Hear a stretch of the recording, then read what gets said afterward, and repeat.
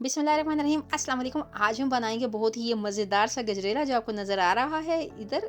इसको बनाने के लिए हमने फटाफट से बनाना है, इंस्टेंट गजरेला है, आपको पता भी नहीं लगेगा वो गजरेला बन जाएगा।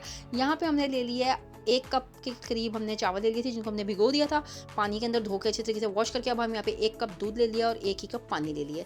इसके अंदर हमने डाल के इसको बॉईल करना है, इवन के चावल गल जाए इतना, ठीक है। अब इसके अंदर हम डाल देंगे थोड़ी सी छोटी इलायचियाँ, 3 अदद छोटी इलायची जिसका मैंने मुंह खोल के डाल देना है इसके अंदर, ताकि खुशबू बहुत अच्छी से इन्हेंस हो जाएगी। इसी मौके पर आप डालिएगा क्योंकि जब हम चावल को ग्राइंड करेंगे तो उसके ये बिल्कुल अच्छे तरीके से पिस जाएगी, ठीक है। 3 ले ली मैंने, यहाँ पे इसमें डाल दिया, मुंह खोल दिया मैंने इसका। और यहाँ पे ले लिए मैंने छुहारे। छुहारे हमारे पास सॉफ्ट थे, इस वजह से मुझे कोई दिक्कत नहीं हुई इसके सीड्स निकालने में। आप इसके सीड ज़रूर निकालिएगा, सीड के साथ बिल्कुल ना पकाइएगा, इसके अंदर बाज़ औक़ात कीड़ा होता है और फिर वो परेशान करता है। आप इस तरीके से इसका पहले ऊपर से कट कर लीजिएगा, फिर सेंटर से कट लगा के इसके सीड निकालिएगा और इसको अच्छी तरह वॉश करके फिर आपने ही छुहारे डालने। इस तरह छुहारे आपने नहीं यूज़ करने। अगर छुहारे बहुत ज़्यादा हार्ड हो तो उनको आप, वो भी इसमें ही नरम हो जाएंगे, तो कट करने में अगर मुश्किल हो तो आप उसको भिगो के कर लीजिएगा, नीम गर्म पानी के अंदर भिगो दीजिएगा 10 मिनट के लिए, फिर उसके बाद ये अच्छे से हो जाएंगे।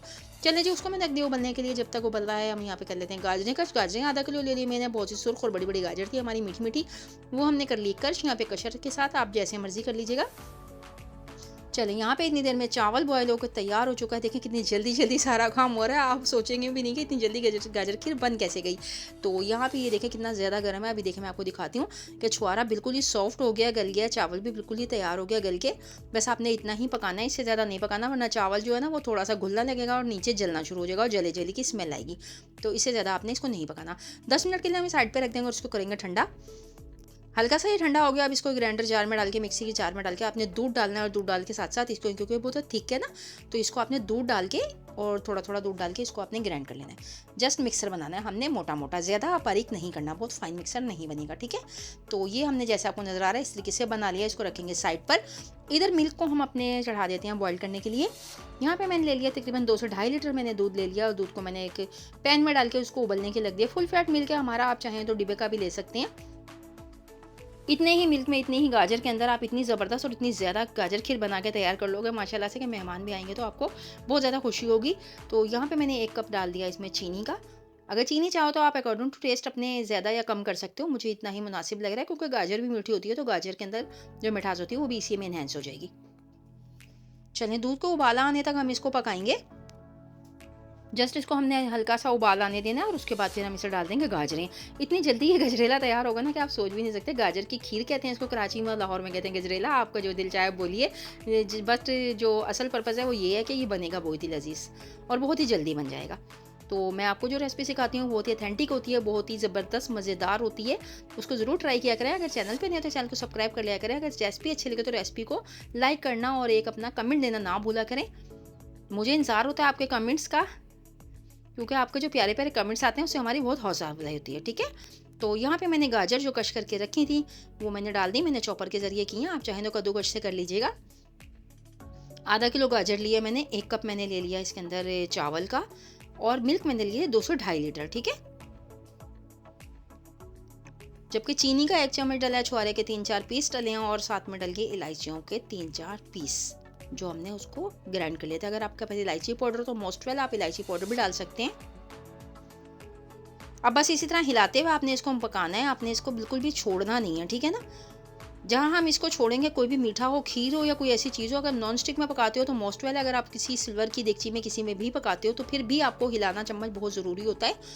नॉन स्टिक में फिर भी कम चांस होता है लगने का नीचे, लेकिन जो सिल्वर या स्टील होता है, स्टील में तो कभी भी मीठा ना पकाया करें क्योंकि नीचे लग जाता है। इसके अलावा सिल्वर जो होता है वो चल जाएगा। वो जो चावल मैंने ग्राइंड करके साइड पे रखे हुए थे वो भी मैंने इसी के अंदर डाल दिए। बस अब मुसलसल चमचा चलाते हुए लगातार इसको 20 से 25 मिनट तक हम पकाएंगे और इसको गाढ़ा होने तक इसका इंतजार करेंगे। चम्मच हमने बिल्कुल मुसलसल चलाते रहना है, चम्मच आपने बिल्कुल भी नहीं छोड़ना। बस यहीं पे आपकी ये थोड़ी सी कुक करने के लिए आधे घंटे के लगता है। मैं गलत टाइमिंग आपको बिल्कुल भी मैनेज नहीं करके देती, क्योंकि लोग कहते हैं 10 मिनट की रेसिपी, 10 मिनट की रेसिपी, तो जनाब 10 मिनट तो सिर्फ तैयारी में ही लग जाते हैं चीज़ों की। जब तक आप चीज़ें तैयार करते हो उस वक्त तक 10 से 15 मिनट तो उसी में लग जाते हैं। तो फिर पकाने का कुकिंग टाइम जो होता है वो अलग से होता है। अभी यहाँ पे ये पतला ही है, यहाँ पे मैंने थोड़े से बादाम डाल दिए इसके अंदर ही और थोड़ी सी किशमिश भी डाल दी है, ताकि ये जो मेवा होगा ना ये पकने के बाद फूल के बहुत ही मज़ेदार और प्यारा सा हो जाता है। और जो बादाम अपना टेस्ट छोड़ता है इसके अंदर वो भी इन्हेंस हो जाते हैं। बाकी हमने थोड़ा सा साइड में कश करके रखा हुआ है, वो हम बाद में डालेंगे गार्निशिंग पे। तो एज यू विश, जैसे आपको चाहिए, जो जो चीज़ें चाहिए वो आप वो भी डाल दीजिएगा। बस ये इसको हम इसी तरह पकाते जाएँगे, हिलाते हुए मीडियम से आँच कर लेनी है, बहुत तेज़ आँच नहीं करना, वरना ये दूध की चीज़ है तो ये बॉइल्ड होके ना बाहर गिरने लगेगा और फिर सँभालना मुश्किल हो जाता है इसको। ये देखिए कितनी अच्छी सी ये बन के तैयार हो गई। थिकनेस बस मुझे इतनी ही चाहिए। अगर आपको इधर मज़ीद थिक करना हो ना, तो आपको ये करना होगा कि 1 कप आप मिल्क लीजिएगा ठंडा, और उसके अंदर आपने कॉर्नफ्लोर के 2 से 3 चम्मच डालने हैं और इस पॉइंट के ऊपर इसको ऐड कर देना है। फिर ये बिल्कुल ऐसा पकेगा जैसे बिल्कुल जमा हुआ कूंडे में होता है, उस तरीके का ये गजरेला बन के फिर आपको गाजर खीर बन के तैयार हो जाएगी।